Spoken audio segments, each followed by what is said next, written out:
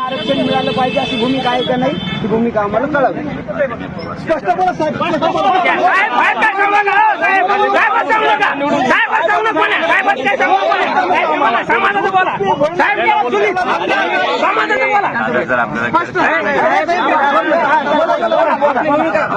साहेब नका साहेब नका साहेब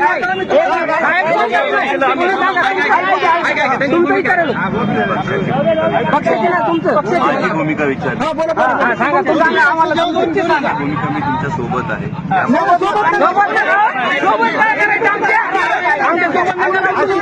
आमच्या सोबत तेच ऐकून घ्या. काय आश्वासन दिलंय ते माननीय मुख्यमंत्र्यांनी जाहीर केलं. आपण आधीच सांगितलं आपण त्याच्या सोबतच आहोत.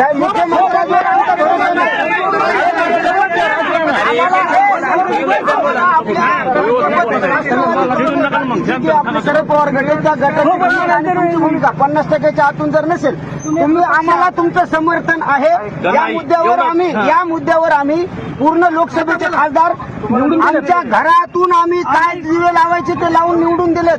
आमची भूमिका आहे की तुम्ही स्पष्ट करा नाही तर मराठीच्या जीवावर पोळ्या भाजणं बंद करा. मग आम्ही आमचा निर्णय घेऊ. आमदार साहेब एवढी भूमिका समाजासोबत नाही.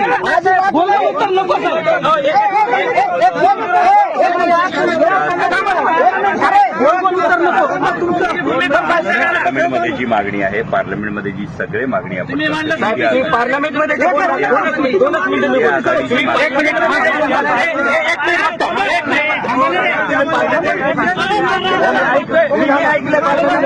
पवार साहेबांच्या बंडावतीचा खाल्ला आरक्षण भेटलं पाहिजे.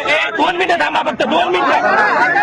अरे 2 मिनिटं फक्त. पार्लमेंटमध्ये तुमचं भाषण ऐकलेलं आहे. त्या पार्लमेंटच्या भाषणमध्ये आपण म्हणलात की मराठ्यांना आरक्षण भेटलं पाहिजे परंतु 50%च्या वर भेटलं पाहिजे. हे तुमचं वक्तव्य आहे. आम्हाला ते मान्य नाही. तुम्ही पक्षाची स्पष्ट भूमिका घ्या. आम्हाला सांगा मराठ्यांना 50%च्या आतमध्ये आणि ते सुद्धा ओबीसी मध्येच आरक्षण पाहिजे ही पक्षाची स्पष्ट भूमिका घ्या. ही आमची मागणी आहे. आम्ही येडे नाहीत रस्त्यावरती फिरायला. लोकसभेला तुम्हाला वाटलं असेल की आमचा खूप मोठा विजय झाला पण याच्यासाठी तुम्हाला झोपेत राहू नका. येणाऱ्या विधानसभेला तुमच्या सगळ्यांच्या पार्लमेंटमध्ये जी भूमिका पार्लमेंटमधली जी भूमिका आहे पार्लमेंटमध्ये इंडिया आघाडीचीच एक पूर्ण भूमिका आहे जी जातीनिहाय जनगणनेची भूमिका ही जातीनिहाय जनगणनेची भूमिका